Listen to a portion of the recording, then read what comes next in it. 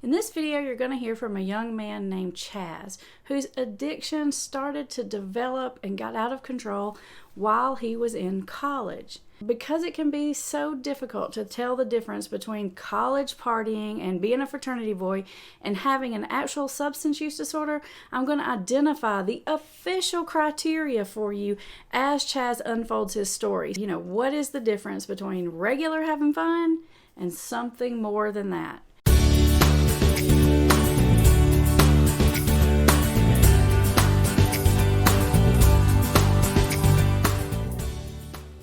So, Chaz, tell us about the family that you come from. Oh gosh. I come from like a really good family. My dad's a doctor. Like my mom was always around like as a kid. She taught kindergarten until she had kids, and then she was a stay-at-home mom. Really like always had everything that like I needed and like most of what I wanted. You could definitely say that I was kind of spoiled growing up, especially being the youngest of three kids.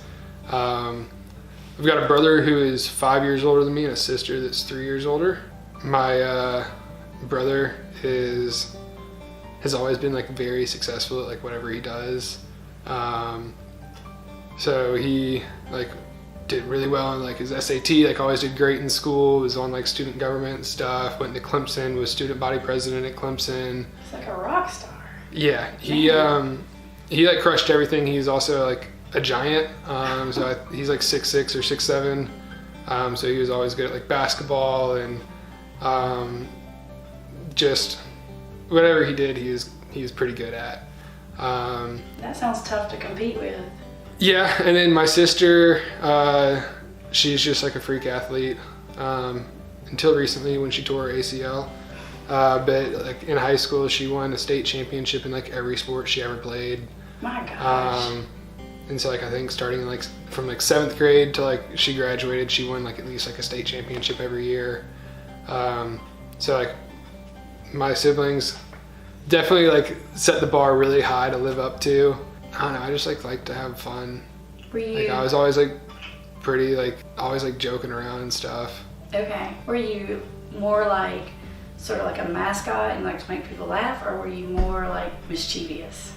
Definitely more like a mascot. Okay. Yeah, anytime like tensions would start to run high, like I would like come in and try to like ease that by like making jokes or just like doing something stupid. So you were exactly the same then as now? Yeah, we just took like a 5-year detour in the middle. Okay. Right. But yeah, I've gone back to that now. My dad was always like really involved with any of us playing sports. Like he would sit up in the stands for like our high school basketball games and like videotape them and then like make a copy of the film and like give it to the coach so that way if we wanted to watch game film as a team we could and stuff like that. And just has like a whole collection and like at the end of the season would make like a highlight reel of us or whatever. Somebody told me once about you, Chaz, that knew you from somebody that we both know that knew you from when you were younger.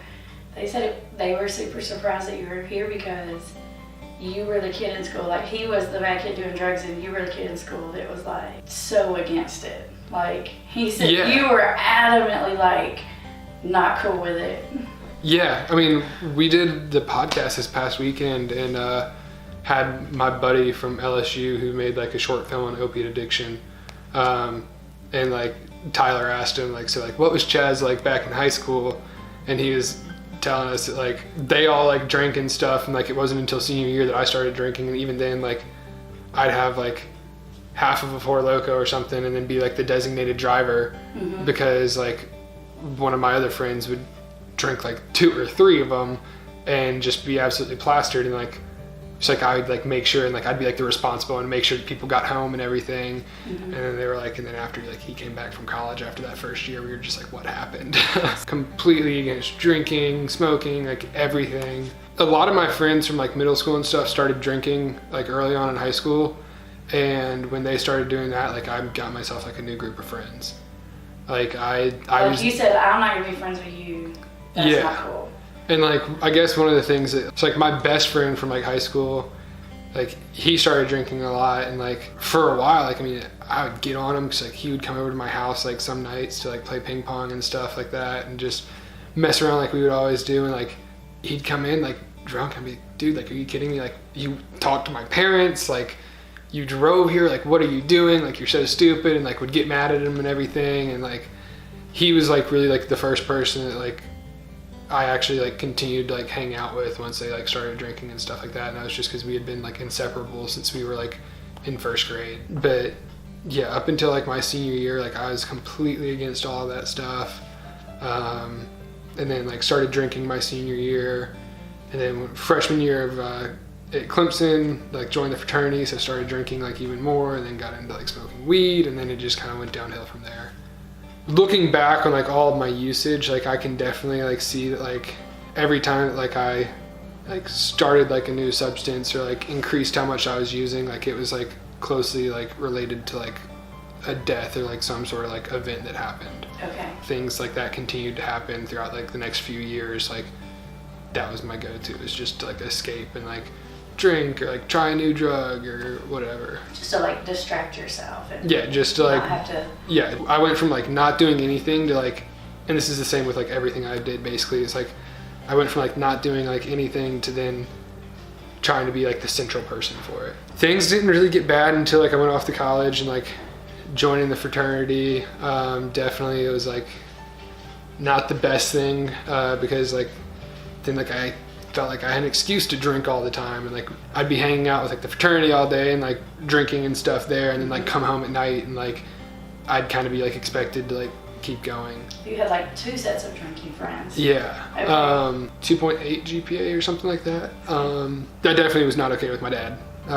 He was not happy about that, but like I was just like, oh, like it was like my pledge semester, like I was busy doing all this stuff, like I didn't have time to do all this. I'm a freshman, I'm still getting used to yeah. it. Yeah. Which they didn't really buy that, because they were like, look, you got a good education in high school, like you're more prepared for college than like almost anybody else. Like, got you there. Yeah. Okay. And so, yeah, the drinking definitely got out of hand then. And it was November of my freshman year when like some of the guys from my pledge class who like smoked weed, they were like, okay, since like half of us have smoked weed, half of us haven't, we're all going to come over to this house one night and everyone who is going to smoke together, and like that way you can get high for your first time, or like you can just sit here and like get high like you normally do and just like geek out watching like the new kids get high. And so like I went out that night and like smoked and like thoroughly enjoyed it, and then like a few days later like went out and did it again, and then escalating to where then by like spring break of my freshman year was I went to Destin, and it was like that was the week where like we took a bunch of weed down there with us, and like yeah, we were drinking the whole time, but like that group of like 4 of us, we were the ones that were like smoking a lot too, and so like we weren't drinking as much as everybody else, and like it was March Madness, so we were like, oh, we're just gonna sit here and like get super high and watch basketball all day, like y'all have fun doing what you want to do. And so like I started smoking like every day, and like after that like it was probably like another 3 years before I went like a day or 2 without smoking. So now you're drinking every day and smoking every day. Yeah, and when I started smoking every day, actually like buying it and like selling it and like reaching out to people and being like, hey, like I've got weed if you want it, like so at that point you were like marketing. Yeah. Okay. And so Christmas of that year is when I got started doing Cutco. And so that also, I was kind of just caught up in the whole sales thing at the time. So I was like, oh, you know what? Like I can practice my sales skills with drugs. Did you have that thought? Like you really had that thought, or that's like subconscious? No, I actually had that thought. You actually had that Yeah, thought? I actually had that. My big brother in the fraternity like had done coke, and like other people like in the fraternity, like older guys had been like doing coke, and a couple of guys in my pledge class had tried it, and like they all said like good things about it. It's like a movie review. Yeah, and like the way you're saying it, yeah, like, yeah, I gotta see this movie, so good. And like in the past, like I had always been like, okay, like I'm drinking, I'm smoking weed, that's it. But then it was like they all say this is awesome. I used to think that like weed and drinking was bad, and like I love both of those, so like maybe I should try this cocaine stuff. You keep redrawing the lines, a little further out and a little further out. Okay. And so like when we went to formal that year, like I tried to get somebody to let me like do some, and like one person was like, no, like we're not gonna like let you do that, like you'll like get hooked on it, like it's too much fun. And I was like, dude, that just makes me want to do it more. And so then I sought somebody else out, and they were like, oh, I just ran out, so like I couldn't do any, and like I was kind of upset about it. And like the last party of the year that we had, I was like outside smoking. A couple of the older guys were outside like doing key bumps of cocaine, and I didn't even realize what they were doing. And one of the guys was like, oh, you know what, like I don't want my last bump. And they like looked around and he was like, hey Chaz, like you want to come try it? And I was like, I don't think I've ever heard that before, someone saying I don't want my last yeah. bump. Does that and like happen? and no, not for me. And like looking back on it, I'm like, what is wrong with that dude? People don't Like usually share cocaine like that. probably not good stuff. So like I didn't feel anything, but in my head I was like, I did coke and nothing bad happened. So like there was one guy in the fraternity that was like the main like coke guy that would like buy the coke and everything, and so like I started like getting from him pretty consistently, and like then he got a girlfriend that didn't approve of him doing that, so he basically was like, hey, if I give you my plug, will you like sell it to me when I want it for like the price that you get it for? And I was like, yeah, sure, that just means that like I can start selling coke now. And you're a salesman, so yeah, and like I was able to like sell weed and like not really have to like pay for what I smoked, and so I was like, okay, I can do that with coke. Like I was cutting it and like selling it to make more of a profit, and that just like over the course of like a 2-month period, from like getting that new connection, like it just went downhill like really quick to the point where I was doing a whole lot of coke. Like I was doing coke every single day, was selling. Sophomore year of college, my mom found my weed for the first time. She found like a half ounce of weed in my book bag, cried for like 3 hours and was like, what did I ever do to make you turn to drugs? And it's actually really funny because she found a t-shirt that one of my pledge brothers had given me for a function that we had. And it was like a black t-shirt that had a rainbow picture of a rapper called The Illest on it. And like I was just waiting to be able to like see that guy and give it back to him. So I literally had it sitting downstairs like in our like rec room, and like one morning, like after my mom found the weed, like she came in there and she was like, she woke me up and she was like, Chaz, like I just had a realization. Like I was running on the treadmill downstairs and like I looked over and I saw that shirt and it just hit me. You're a drug dealer. That's your drug dealing shirt. And I was like, no, all my clothes are my drug dealing clothes. You said that or you thought that? That was what I was thinking. Okay. I ended up using that they caught me smoking weed as a way to get Vyvanse and Adderall, because I was like, I'm smoking weed because I think I have ADD and it helps me concentrate and like slows down my thoughts and all this. I ended up working my way up to 70 milligrams of Vyvanse, and then 3 times a day I would take 10 milligrams of the dextrostat. So it was like plus the cocaine. Yeah, plus the cocaine and the weed and the drinking and like occasionally like Xanax. And yeah, so at that time, like there is not like a single hour out of the day that I was not on. And it's like, I mean, the entire time, like I was still just like under the impression of like, oh, like doing this a couple times like isn't gonna hurt. Like I'm just having fun. Like, yeah, I know I'm doing things that like maybe now like a lot of college students don't do, but like I'm just having a good time doing it. It's like there's always a way to rationalize it away. Yeah, so it was like really my junior year that things started to get bad, because that's when I started doing like a lot more coke than I had in the past. So at that point, like I started dating this girl who I actually met through my coke dealer, and like just really not the healthiest relationship. We also did a lot of drugs together. She was a fan of like opiates, like we would get like pills and like do that more often, and ended up like I eventually like my junior year found like a connection for like Roxy 30s, and like that was when things like started to kind of go downhill. Were you making enough money from just the selling drugs to support your habit, or was all of your money going towards drugs, like your Cutco money? Oh, all of it was going towards drugs, because I got to the point where I was doing more of my drugs than what I was technically like had allotted for myself to do. Like I was snorting into my profit every single time. Myself like, oh, I'm gonna do like a line or two, and then next thing I know it was like 7 a.m. and like I was like still up doing coke, and I'd be like, I can't continue to do this. Like I'm not gonna do this anymore. Like I'll finish off what I have and then like be done. And then so it's like on Monday I'm going on a diet. Yeah. Thing. Like tomorrow, and then like I'd finish over. off what I had, and then it'd be like, well, no, like there's a party this weekend, or like, oh, like I just like I need energy for this. So, like I'd go and get more, or like somebody hits me up and wants some. It's like I have to buy some, and it makes more sense for me to buy some and like be able to sell it off and like make more profit than just buying exactly what they want. I'm not going to stop at this point. Like, this is the worst plan ever. Yeah. Okay. And ended up like taking like half of an 8-ball, so like 1.75 grams, and like splitting it up into 2 lines and just going one and then the other right then, and just ended up like puking everywhere and then like dropping to the floor and like passed out. How much does that much cocaine cost? That was like $120 to $140 for like a half 8-ball. Okay. It was probably like ending up being around like street value. Like I was doing like over $200 worth a day. But like it wasn't that much to me since I was like buying in bulk and selling too. But like definitely like, I mean, there were days where I would do like a quarter in a day. Mm-hmm. And like, those are some fun days, but not fun next days.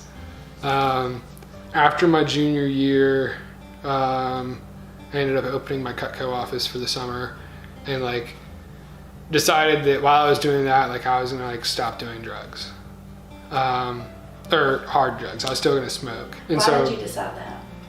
Because I knew that like if I wanted to be like super successful with it, like I was not going to be able to continue like the same habits like I did. It's like, I gotta grow up now. Yeah. This is getting real. Like, I need to. Yeah, and so I definitely like, I started off the summer and like did like really good right off the bat. To where like, I think it was like 120 college students like in the country like opened up their own offices that summer, and like after like the first month, like I was number 4 out of like 120.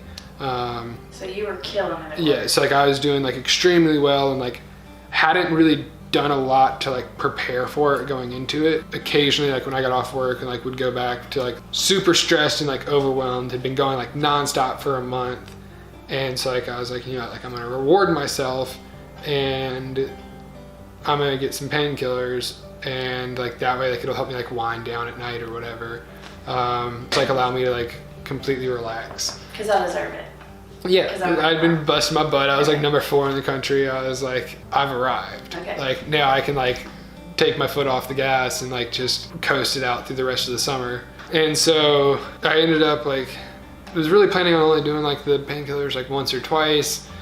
And then like it just kind of became like, okay, like I'm gonna do those, and then like I'd still be groggy like the next day. So it was like, okay, well, like I need Coke to pick me back up. So then I started doing Coke again. And so like by like halfway through that summer, like I was back to where I was doing cocaine almost every day, smoking all day every day, drinking most nights. And then this is the point where like I started having like an issue like with the painkillers. Like I'm still doing like very well for my office, but like nowhere near like the pace that like I was on from the beginning, which is like definitely like directly because of like the changes that I made, and like stopped like working my ass off and went to like just like doing drugs and thinking that I could just like coast through it.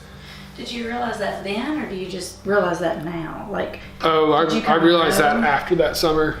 Like I realized that like after the summer was over, like towards the end of the summer, I was like, wow, I really like messed this up, because like I was absolutely just like cruising through it, crushing it, and then like things just kind of like started falling apart. And what would have been my senior year started. I had already withdrawn and like failed enough classes where like I was gonna have to take a 5th year anyway.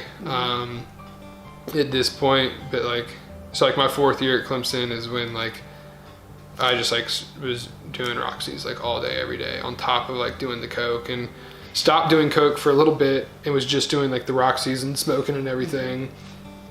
And then realized like eventually like I was like super depressed and like couldn't sleep well when I didn't have them, and just like everything seemed to be like falling apart. Like I wasn't going to class at all, and like my grades were dropping to the point where like I was definitely setting in at this point. Yeah, 100%. Did your parents know, like, I know they found out that you were smoking because they found it in the t-shirt one time, but like, what, did they know any of this? So they did not, from like my knowledge, I don't think they did. I knew that like my brother had found out through some, because he was in the same fraternity that I was, like he found out through some people that like I'd been selling Coke, and like we had an altercation or two about that.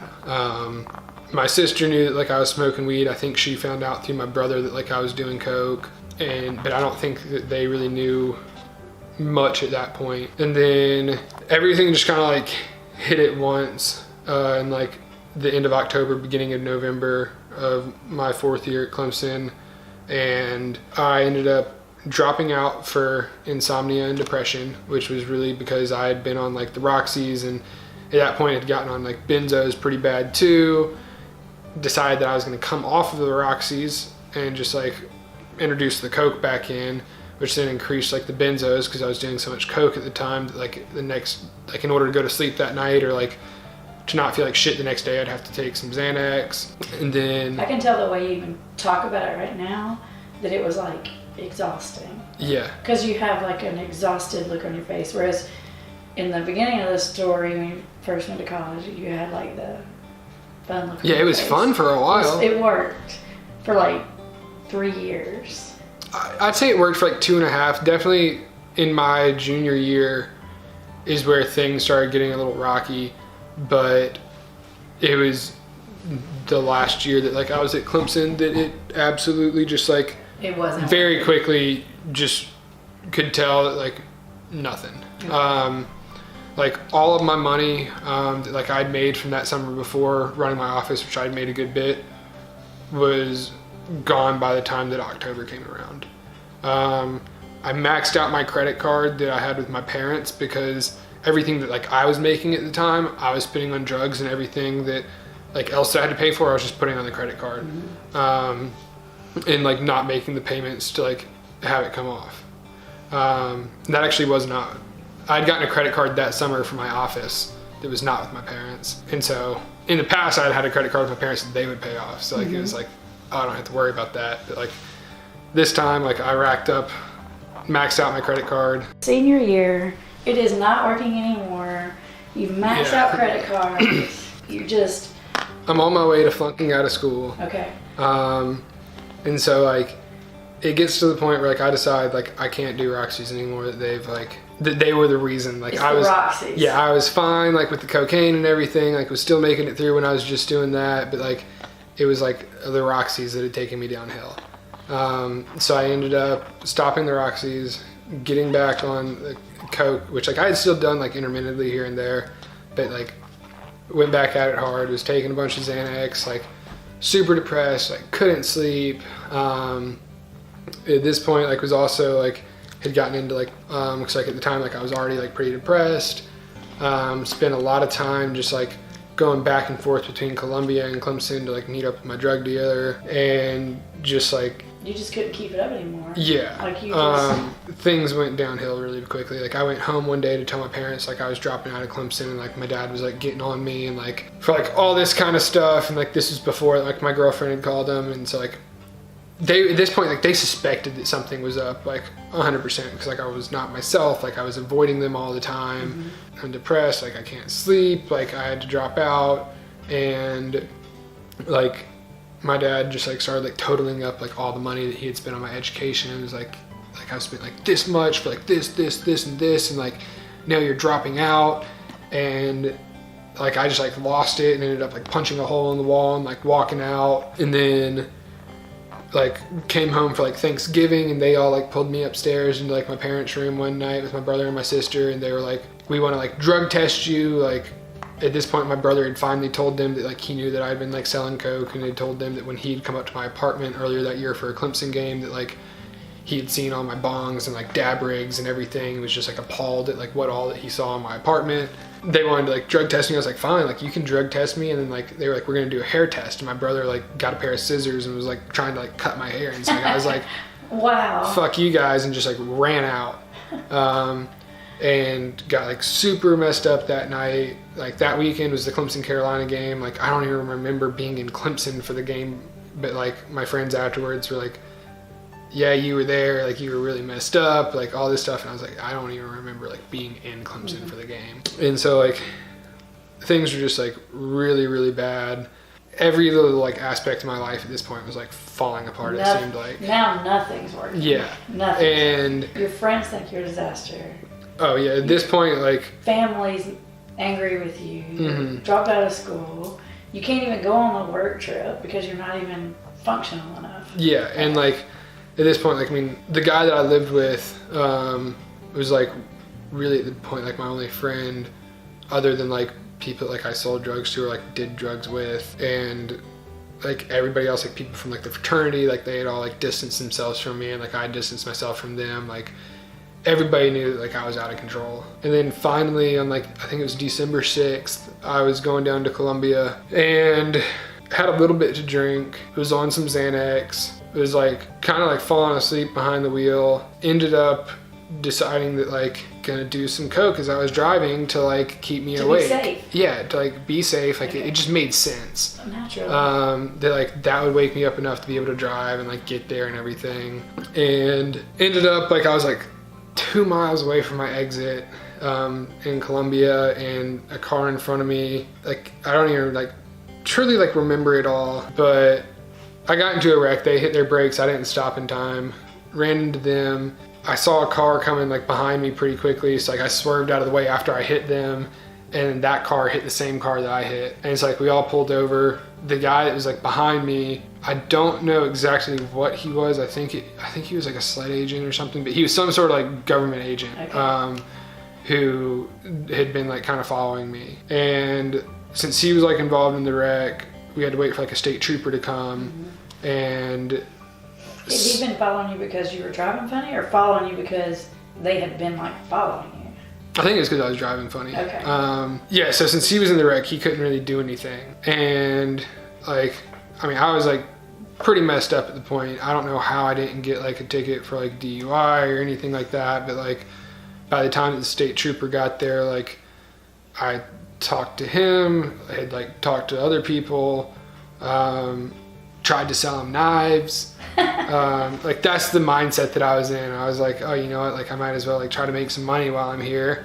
And like if I like make him think that like some like really driven kid or something, that he's not gonna suspect that like I'm on drugs. Okay. And so like I was like a ticket for like following too closely or like going a little bit fast. And my parents had told me like the next morning I had to be home by like 9:30 or something, so the insurance agent could come by and like and talk to me about the wreck. And like I had never had to deal with that before, so I was like, okay, that doesn't seem fishy at all. Because like I was completely broke, didn't have money to pay somebody for a ride back, and they were willing to do like whatever it took to like get me home at that point. Because since like Thanksgiving, I had not been back home and like hadn't really talked to them. And so like I get there and there's like a couple cars that I don't recognize, and like I walk in and like my brother and sister there, and at the time they both lived in DC, so I was like, what are they doing home?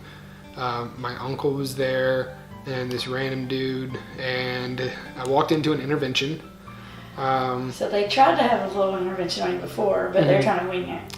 Yeah. And they decided, oh, we need to step this up. Yeah, we're hiring somebody to come down here. So they went real deal this time. Yeah, so he was like some dude, I think he was from like Pennsylvania or something, and like... Yeah, interventionist. Yeah, and so he read me all these letters. It's like they sat around in a circle around me, and like then they were like, so like, are you willing to go to like treatment? And I was like where would I go? And they were like, Florida. And I was like, oh, I can go to Florida in the middle of December? Like, that doesn't sound so bad.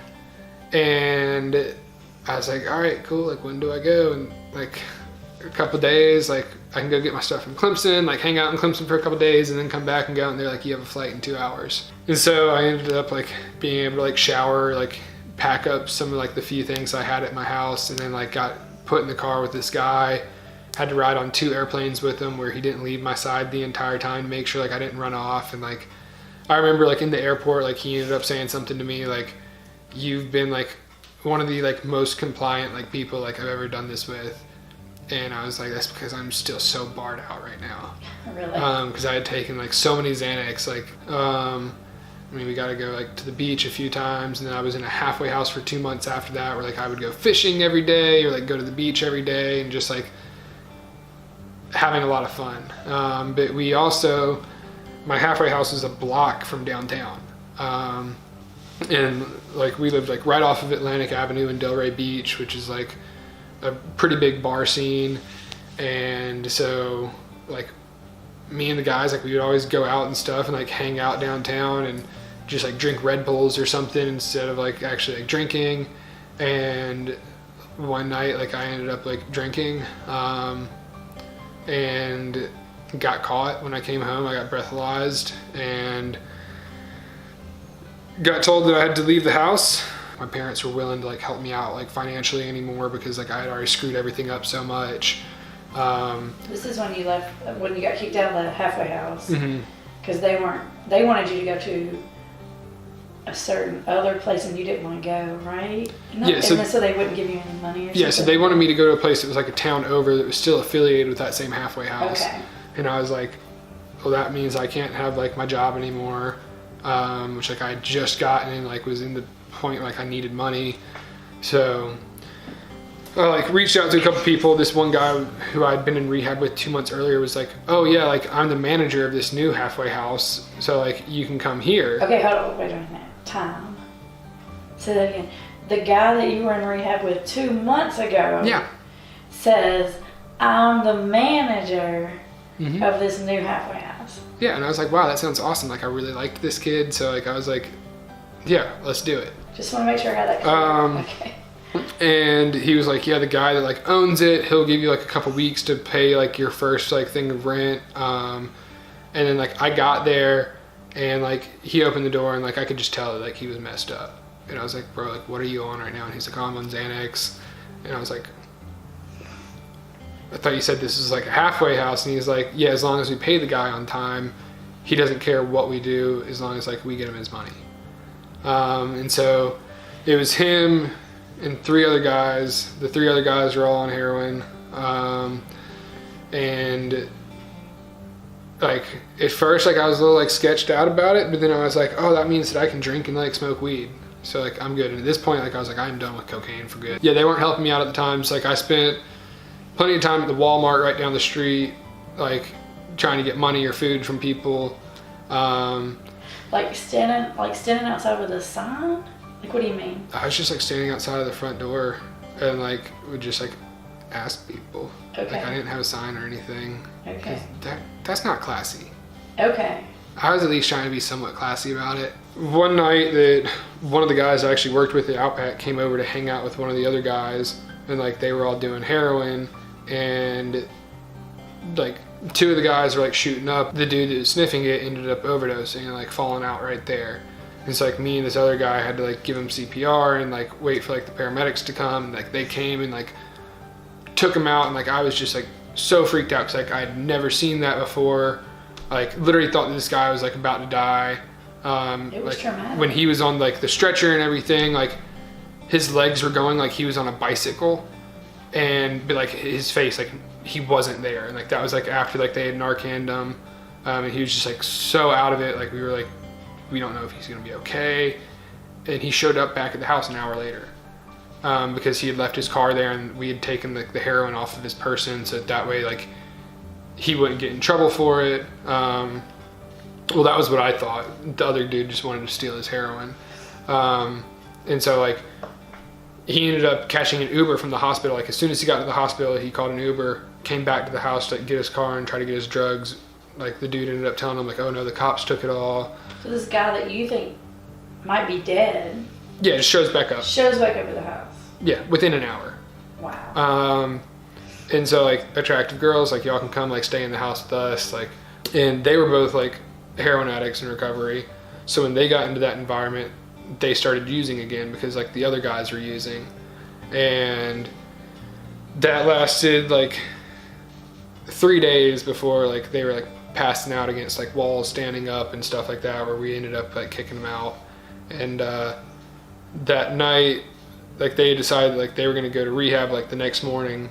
And like one of them went and stayed with a friend, and one of them went to the drug dealer's house to like go get like one last fix. And so like the girl that I'd been talking to for a while ended up going to the drug dealer's house, overdosing, and like the next morning like her body got like dumped off at our house, and like the paramedics came, and she was like in a coma for a few weeks, but like I mean at the time like we basically thought that like she was dead. She ended up like having to like learn how to like talk, walk, all that kind of stuff again. One of the guys was like, bro, like you've had a pretty rough week, like you're obviously like not doing too well. if you want something to make you feel better, here's some heroin. And so I was like, yeah, like, why not? Like, it'll either like just like completely numb me out, or it'll like kill me. And like at that point, like I was like in such like a low spot, just like from everything, like at the point like I didn't really care. And so ended up like I sniffed some that night, and it was just like a Roxy on steroids, and it's like I liked it a lot, like did a little bit more after that. And like the next morning when I woke up, like my parents were at the house. And so like the night before, like when all that happened, apparently the interventionist dude had called my parents and was like checking in on me, because it was like 3 months from like the time that like I had left.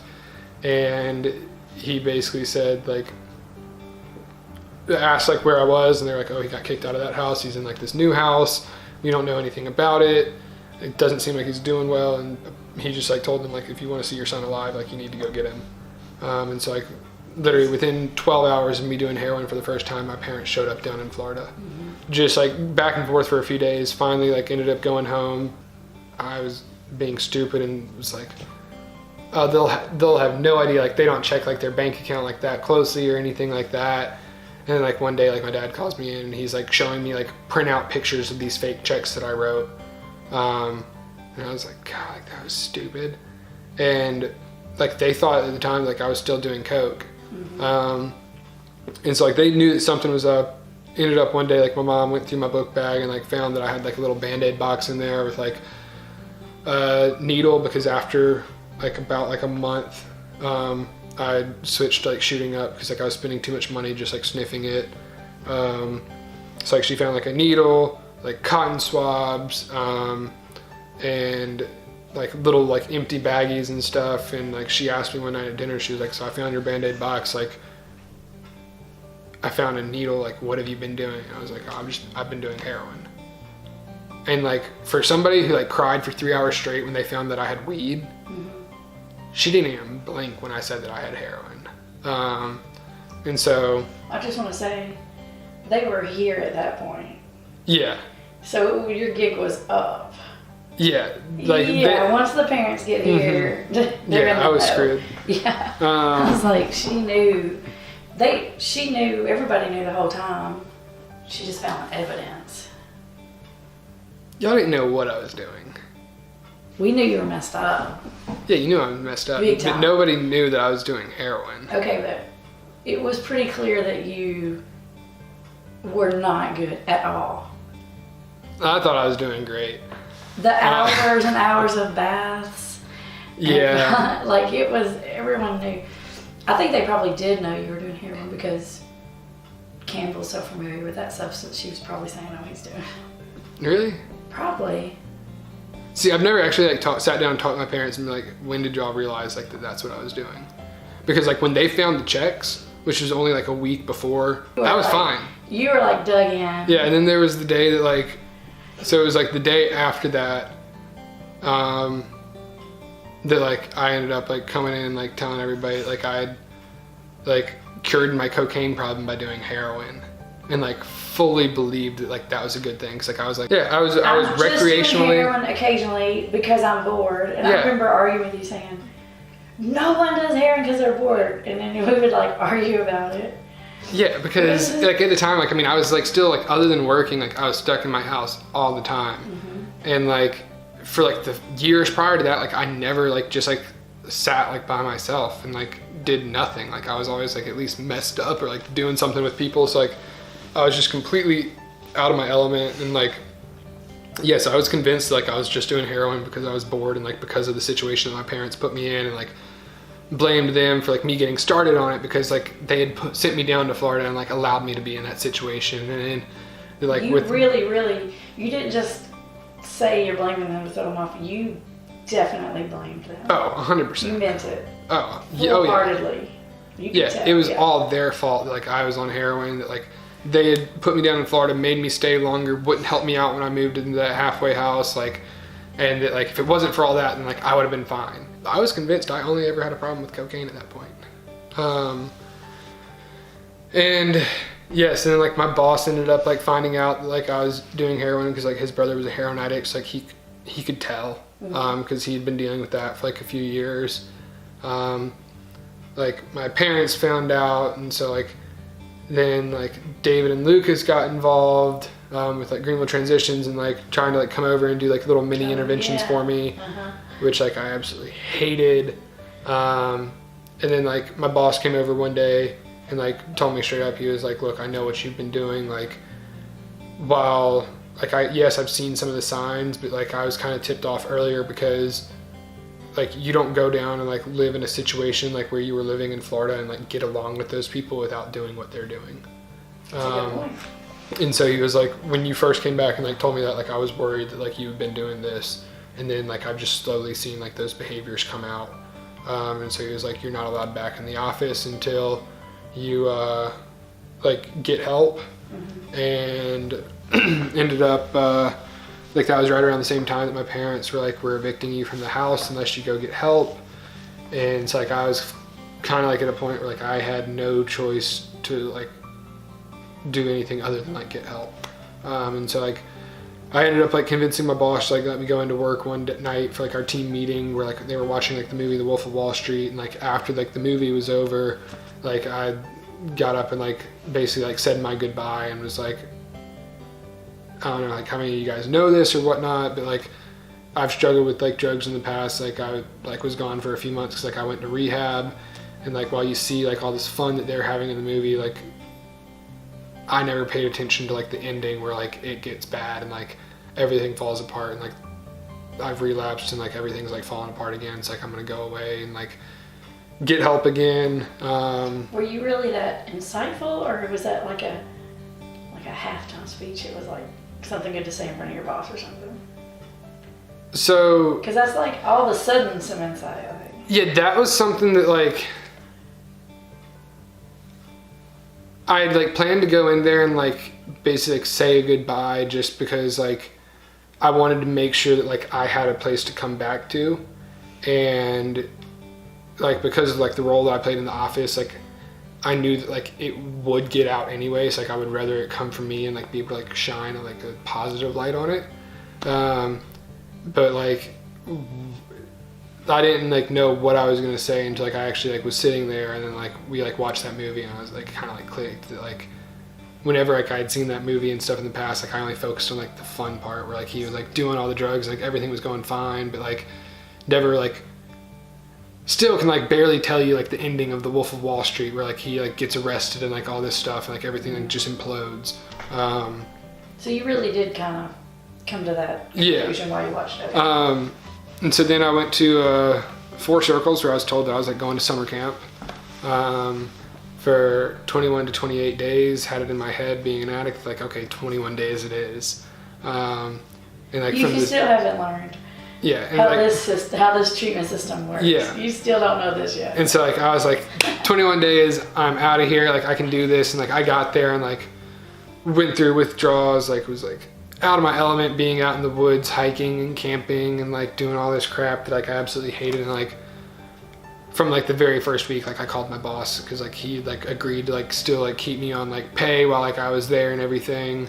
And I was like, bro, like can you like release like my money to me? Like I gotta get out of here. And he was like, no, like finish out. And then like I was like trying to talk my parents into like letting me go somewhere else, and like they wouldn't let me do that. And so like I ended up like sticking it out, and like 21 days came around and they're like, yeah, you're not leaving. Like no. And so like the next time we got back to base, it was like my 23rd day. I was just like, fuck it, like I'm out of here. So ended up like having the people there drop me off at McDonald's because like I'd been eating shit food for so long. I just wanted me a hamburger. And then one of the guys in my group also left that day. So like we met up at that McDonald's, and then I had one of my buddies from Clemson come drive up to Asheville, pick us up, take us back down to Clemson, where we hung out in Clemson for 4 days. And like I was still in contact with David about possibly like going to Greenville Transitions, but like I was trying to figure out something else on my own, like a way that like I could like live and work and like get by even like without a car or like support anything. And like my boss had like released a little bit of money to me and whatnot. It's like I had some money and like knew that part of me knew that like I was going to probably end up in like the sober living house. And so, and that, like if I did drugs, like I wouldn't be able to. So like I didn't do drugs while I was there, but like I drank heavier than like I ever have over like a 4-day period. Unless it was like a mountain weekend or like big like fraternity event. Okay. So you drank like it was spring break. Yeah. Okay. And just like, yeah, for 4 days straight was drinking. Finally, like that 4th day, David called me and he was like, look, like if you don't come today, like you're supposed to come straight out of rehab to be here, but like we want to help you out. It's like if you don't come today, then like we're not going to be able to let you come, but if you come today and pass a drug test, like we'll let you stay.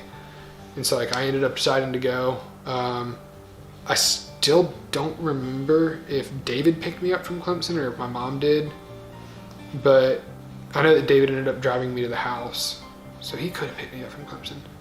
That's how messed up I was.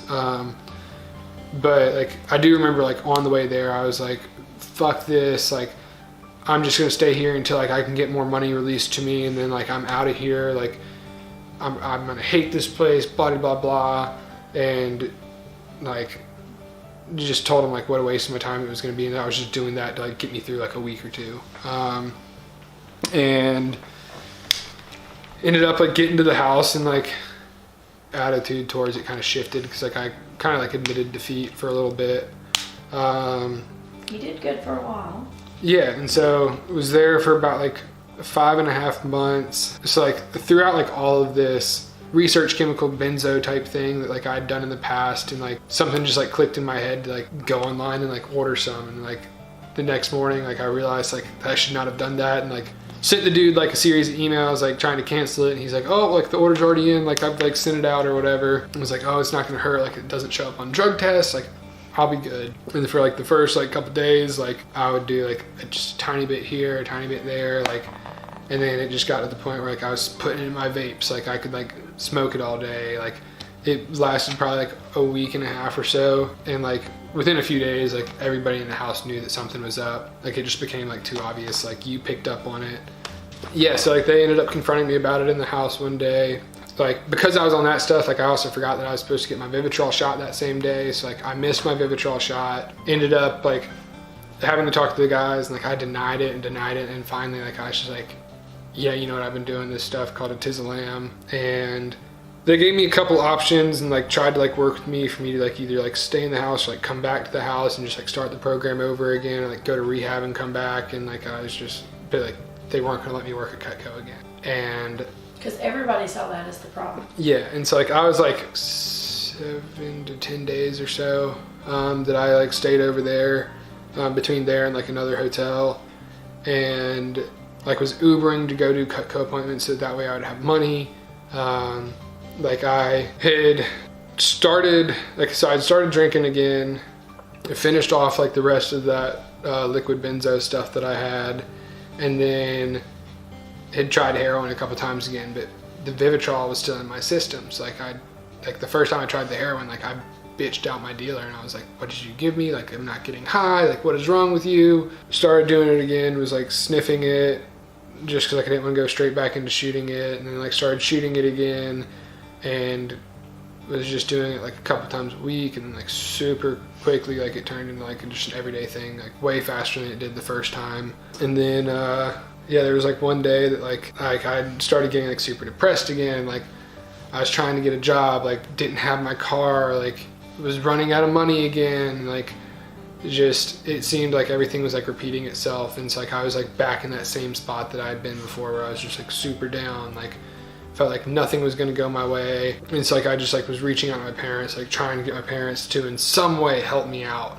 Whether it was like giving me the car back, helping me out with money, like any sort of like lifeline. Like in my head, like I was just like, if they throw me some sort of lifeline, then like I'll be fine, and like I'll like stop doing all this stuff and get back on track. But like in reality, like if they had thrown me a lifeline, that would just like allow me to keep doing it. So they ended up like not helping me out. It's like one day like I was like studying for like a big test I had the next morning, and like kept like texting my mom, like trying to get like some sort of response out of her, and like just she would not respond to me anymore, whether it was like about the car, money, like me trying to get a job, like anything. And so I ended up like sending her like a text message saying like I don't even know like while I'm studying for this test, like all it would take for me to like go pick up like, and I'd been telling them at this point like I hadn't been using heroin, but like they knew I was. I was like, all it would take was for me to go like pick up one time and like do a little too much, and like I wouldn't have to like worry about any of this anymore. And like didn't get a response, and like that was like truly like a cry for help.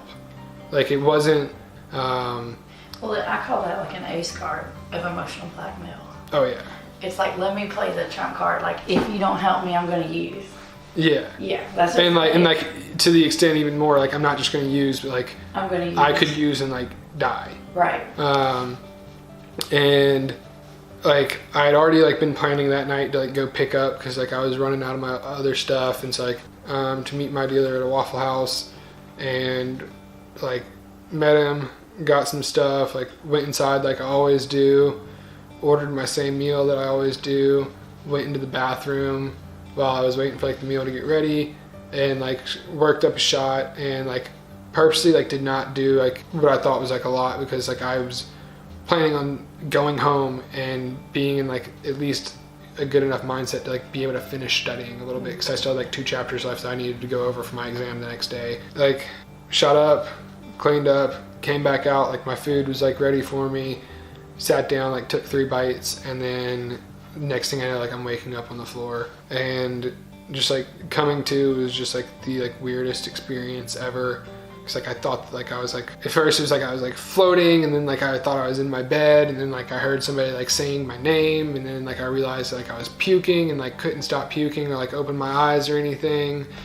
And like in like my head, like I was just like, oh, I'm in bed like throwing up, like, and somebody's like trying to help me, like I'm like was just so confused. And then like finally like was able to like stop throwing up and like look up and like saw that like I was on the floor of a Waffle House, and there were paramedics around me, and they just started like bombarding me with questions. And like remember like the way that like I said it and like felt at the time, like I could just like picture myself like the way like I like have like a video of like one of my friends like super messed up in the past, where like we had him like saying some stuff when he was like super messed up, and like they're like, what was in your pocket? I was like, just heroin.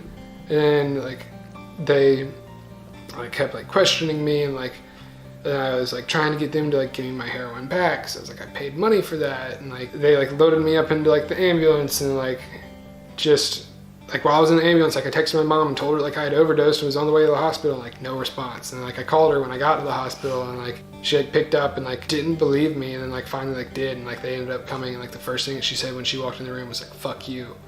And I was just like, I've really messed up, because like my mom does not curse. Because she's like the nicest person. Yeah. Oh, I put her through hell.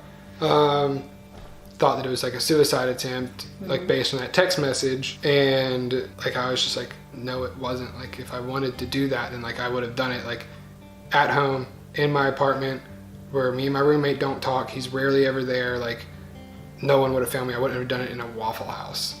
Yeah, but regardless, they know the system now. Yeah. Yeah, because anybody else probably would have got released, like you're, like in Florida on that guy. But they knew how to get them to hold you. Yeah. And like when I was in the ambulance, they were trying to take me to another hospital. I was like, no, take me to like GHS. Really wanted to go to rehab, but they like would not send him there, and like he didn't. Where they deemed me chemically dependent, I had to go see a judge. Got sentenced to go to rehab for like a month, and then do like a year of outpatient. And like the psych ward was miserable at first, but then like once I accepted that I was going to be there, like I actually ended up having fun with it, because like when you're not actually crazy but you're surrounded by crazy people, you can have a lot of fun. Honestly, like the entire time that I was there, I was trying to get people to bring me drugs in the hospital. Like I was like trying to like pay my dealer. Like I even had like I manipulated like the people that worked there to like go into my wallet, pull out the $70 that I had in my wallet, and put it like to the side on hold for me, so that way I could give it to a visitor when they came. And like I told him, like my roommate's like dad was gonna come, and like I owed him rent money, and like the roommate was like out of the country, because like the dude that I was subleasing from was like in Argentina for the semester. And it's like I told them that like his dad was coming to like collect like the money, and like that I was just gonna give them the $70 that I had, and then like once I got out of everything, like get them the rest of the money. And it's like they pulled my money out and like set it aside for me, and like if my dealer had actually come, then like I would have been able to like have them hand him the money. But like he ended up like refusing to come, and like I tried getting like other people to like come, and like they wouldn't, and I tried having people in the hospital get people to come and bring me stuff, and like that never worked out. There's a guy that I'd been in there with for like the first week who was a heroin addict who really wanted to go to rehab, but they like would not send him there, and like he didn't have the means to go like by himself. And so we had spent a lot of time talking about like how I didn't want to go to rehab, but I was being forced to go, but he wanted to go, that like he should just like be able to take my spot, like all this stuff. And so he ended up like telling me the day before they released him that like he was gonna go out, go straight to his dealer's house, pick up, come back to the hospital, like shoot up in front of the hospital and purposely overdose. That way they find him, revive him, put him back into the psych ward, so that way then they'd be like, okay, he needs to go to rehab. Wow. And he was going to try to sneak me in some too. And, cause I was desperate for some at that point. And he ended up, like I never heard from him again. And then the night before I left, like one of the nurses was talking to me, and she was like, you're a bright young man. Like, don't go back to that stuff. Like, it will kill you. Like, we already had somebody who was here last week that died from it. And I was like, somebody like from here? And she was like, yeah. And I was like, was it Brent? And she was like, yeah. Like, how do you know that? You're not supposed to know that. And I was like, was it here at the hospital? And she was like, how do you know that? And I like ended up telling her like he had told me all that stuff, that like he had the plan to do that. And so then she ended up like telling me that yeah, he'd like come back to the hospital like that same day that he got released, and like I think it was like he shot up in front of like the doors of like the ER or something like that, and like nobody found him in time, and like they found him with like the needle still in his arm, dead. When it was coming up time for me to like, or so when I first got there, like I was still trying to figure out what I was going to do afterwards, because I hadn't been told yet that like I'd be able to go back to Greenville Transitions. Like the guys had come and like visited me in the psych ward and like everything, and like every time I talked to them about possibly like going back to the house, like they just like were like, oh, like I don't know, like it might not be the best for you. There was like debate about it. Yeah, and like after being in like the halfway house system down in Florida, and then like being there, like I was like, okay, like I need to go back there. Like if I don't go back there, like I don't know what I'm gonna do. So I really wanted to go back there, and like would talk to David and stuff, and like try to like convince him, and then like finally like I don't know if y'all had something to do with it, or if it's my parents or what, but like they finally like told me like they'd be willing to like have me come back. And so then like David and like Caleb came and like visited me one day, which was really funny because David didn't tell Caleb that they had to sit through like an hour-long class beforehand. Oh, they do? Yeah, so like in order to come visit somebody there, you have to take like an hour class beforehand of like... I was like the family course? Yeah. Okay. And so Caleb got sucked into that, and David didn't tell him until they were already in Columbia and getting lunch. And then he was like, oh yeah, we have to take an hour class beforehand, by the way. Nice. Good job. Yeah, but so like it was nice to like have that support throughout, but like I didn't know if like I was gonna be able to go back to the house until like a little over halfway through like my stint in rehab. And then I did something like I never thought that I would do, and that was I volunteered like to stay an extra week in rehab. What? I didn't know this story. Why'd you do that? So like I got sentenced to 28 days. Okay. And then I ended up... Sentenced, I like it. You got sentenced. Well, I did. The judge told me you have to go to rehab. I did hard time lesson. Okay. And yeah, like it was closing in on my last week, and like I ended up like talking to my counselor and stuff, and like decided that I was going to stay for an extra week. So like I got an extension to be able to stay for a week. What was the motivation behind that? What's the... So like part of it was that like... You were hoping for GT, weren't you? No, so I already knew at that point like I was going to go into Greenville Transitions. And like they had already set up like the day that I was going to be coming in and everything. But then I just like pushed it back a week. But the motivation behind that was like, first of all, like I was enjoying like rehab, because like rehab's fun. You're surrounded by people that like understand you, that like have like crazy stories. Like, I mean, we were playing like Jenga every night, and like I learned how to play chess and like just stuff that like you would never expect to have fun doing, really, or at least I never would. But like we would have like Jenga tournaments. Like, well, your brain starts to heal too, and you can enjoy those things. Yeah. And so like, I mean, I was just like having a lot of fun and had gotten close with some of the guys, and like the group of guys that I got really close with, like, were serious about it. They were all staying at least like close to a week to like after like I was supposed to leave. So I was like, this will give me like a little bit of extra time with those guys, but also like in an environment where like people are like taking it seriously. You want to hang out with buds. But another thing is since I left 4 circles early, part of me was like, if I stay an extra week, then that kind of makes up for me leaving that one early. Because like improve yourself a little. Yeah, because like it was like it's like the same thing with Clemson. Like I dropped out of Clemson. Like I want to go back because like I feel like I failed that. So like me going back and finishing out at Clemson is like my way of like making up for that and like finishing it out. And so like in my eyes, like I kind of failed like the whole rehab thing through 4 circles. So it was like staying this extra week here can kind of like make up for that, like in my eyes.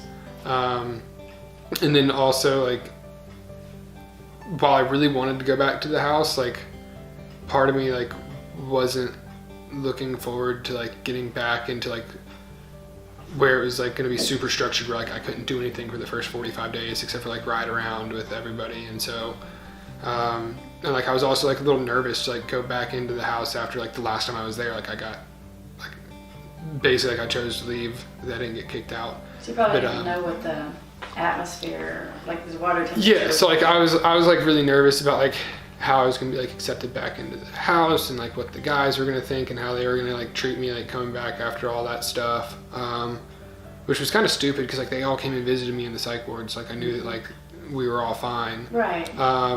But I guess just like that little fear was like still in my head, and so like all of that kind of played into the role of me just like deciding that like I was gonna do an extra week there. And so yeah, so I stayed for 5 weeks, got out of rehab, went back to the house, and in the house, like within the first 2 weeks, you're supposed to have a sponsor and like a home group and all that stuff. And like I already knew that I wanted my home group to be the same one that I had the first time. From knowing people from the rooms the first time, like I knew who I wanted to be my sponsor. So like the very first night that we went to a meeting and like I saw the guy there, like I asked him to be my sponsor. So you like you hit the ground running. Yeah, so like right away, like got a sponsor, got a home group, picked up service commitments, like did what like I had like knew I needed to do, and like got started working on the steps pretty quickly as soon as I got into the house, and was like doing good. Then like a couple months in, like when I got to like step 4, which is like the last time like I made it through like step 4, and like it took me like 4 months to do step 4, and then like I got into like step 5 and like didn't finish step 5 before like I relapsed. And so like this time like I went into it and I was like, oh, I'm just gonna like knock out step 4, and then like that did not happen at all. Like I got into it and kind of just like got stuck again, and so like it ended up taking me like 2.5-3 months to like do step 4. And so like as I was like going through that, like that's when I got to a point where like I felt like I was kind of like stuck a little bit, because I had been in the house for like 3 months at that point. Like things had been going well, like I had started working, but like because of like everything that happened last time, they were like holding my car back a little bit longer than what they normally would have. You had to work harder than most to prove yourself. Like no one trusted you. Oh, not at all. Like no one believed a word you said. Like the sketch I was on you, like 10 times more than it's like was on anyone else. Oh yeah, and like it was to the point I felt bad for you. Yeah, it definitely like it was bad because like I mean there were like so many things where like I would like do something that like wasn't even that big of a deal, and like all of a sudden it was like I was being called out for every little thing that I did, and it was because like they were just like watching me like a hawk, because they had already seen here, your group members, like your parents, everyone. Yeah, so it was definitely like tough going through that like phase, and when like I wasn't getting like the car back when like I thought that I would, and then it kept getting pushed back and back and back. And like during that time, like I was definitely getting frustrated with that. I was getting frustrated with like not being able to like or with like me not like sitting down and like finishing out step 4 to like be able to move on, and then it turned into like, oh, like you can't get your car back until like you get to like this step, and it was like, no, like you can't get it back until like you finish the steps, and like it just kept getting pushed back and back, and they never wanted to give you that car. Yeah, and like it just, I don't know what they would have. Yeah, it was really rough because like my time in the house the first time kind of just like seemed like it blended in with the time that time, so it felt like at that point, while I'd only been in the house for like 4 months or something, I mean, I didn't end up getting my car back until like 5 months into the house. Well, plus you've been in rehab for a long time because you were in Florida, and then you were in GT. You were out, 5 minutes. Yeah. Before you got sent back. I mean, you have been in rehab for like the better part of a year at least. Mm-hmm. Yeah, I mean, at that point, I'd been in rehab or some sort of like sober living program for like 16, 17 months. And so like it just seemed like I hadn't had freedom in so long, and like here I was like in my eyes like doing what I needed to do to like earn that, but yet like I wasn't like trusted enough to like get back those privileges and get back that freedom. And so like it definitely like did a number to like my mentality with it all. But like, and so like that was when like I was like getting really pissed off at the house and like calling my parents like once a week and be like, fuck this place, like I want to leave, like this is stupid, like they don't trust me, like all of this stuff. And it was like I would go and like visit my parents or something and like come back, and like the first thing that like the guys at the house would ask me is like, what did you try to manipulate your parents into this time? It's like, I just had dinner with my parents and like we had a good time.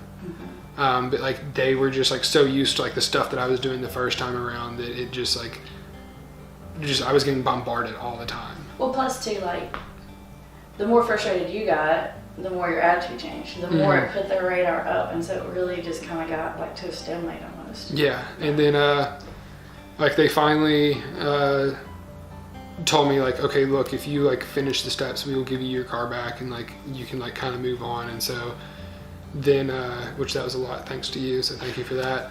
But like at that point then I just kind of like busted out the rest of it, and ever since like I really like got the car back and like got that freedom back, like it just seemed like everything like smoothed out, and it's just been like a really easy road since then. And I mean there's definitely been like some things that have like gone on since then, but just like overall like my sense of like peace since like that and like getting that freedom back that like I felt like I deserved and that like I had like been longing for so long, definitely like made things a whole lot easier on me.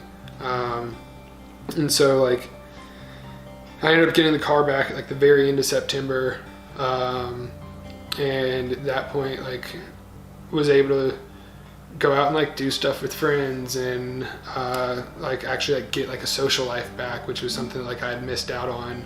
Well, I remember for a while too, they gave you a hard time because like you wanted to hang out with people you worked with. They didn't like that. Like they watched you do. Yes, like I wanted to hang out with my friends from work, and they were like, no, you need to be hanging out with people that like are in recovery.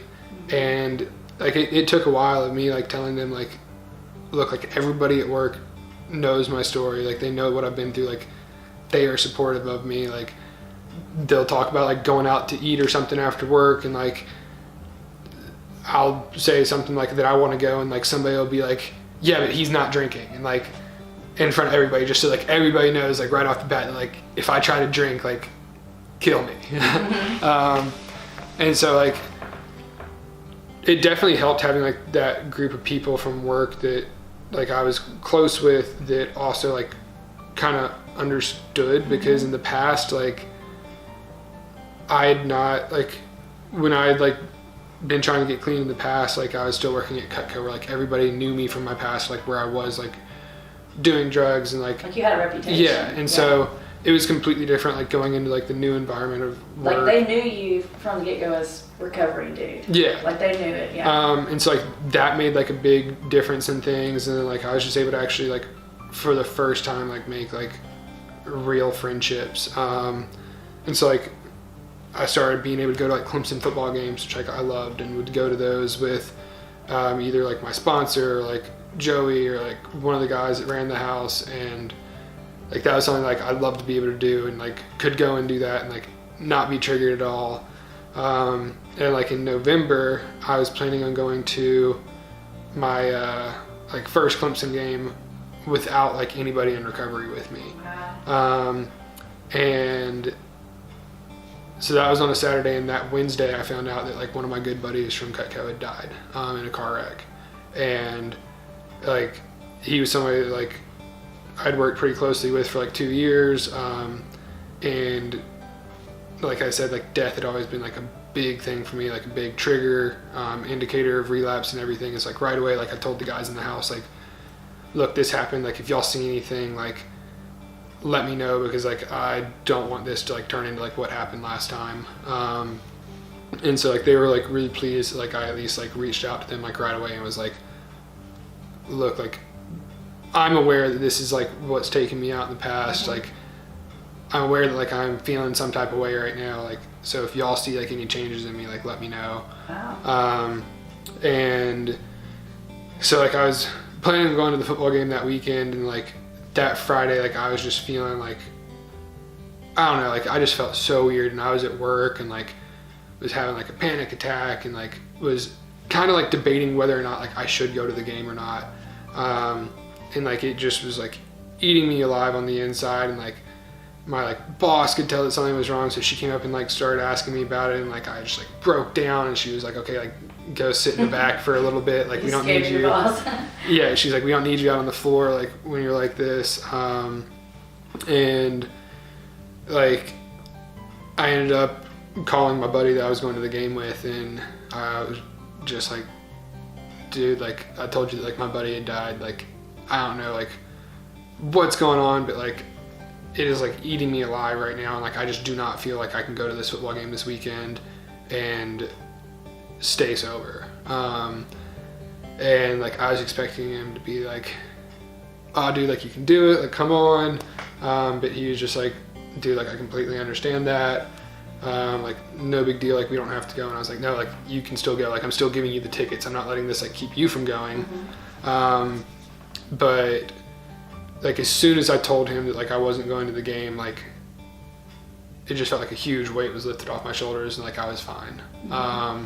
And so like that was like a really big moment for me as well, just because like that was some serious willingness. Yeah, because like I could tell that like things weren't right like within me. I knew that that would not be a good situation to go into, especially being my first one without like a recovery coach or somebody with me.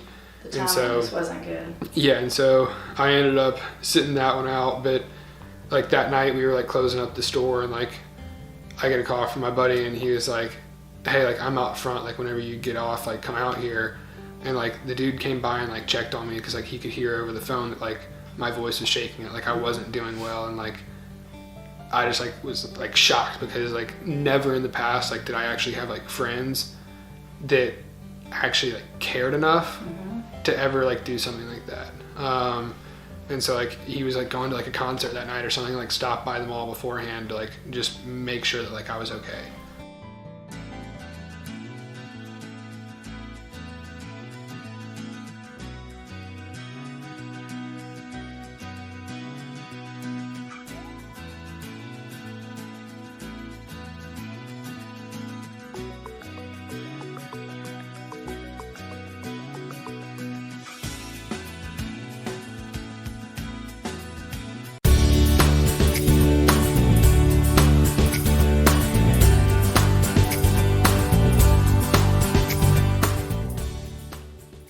Hopefully you liked hearing from Chaz.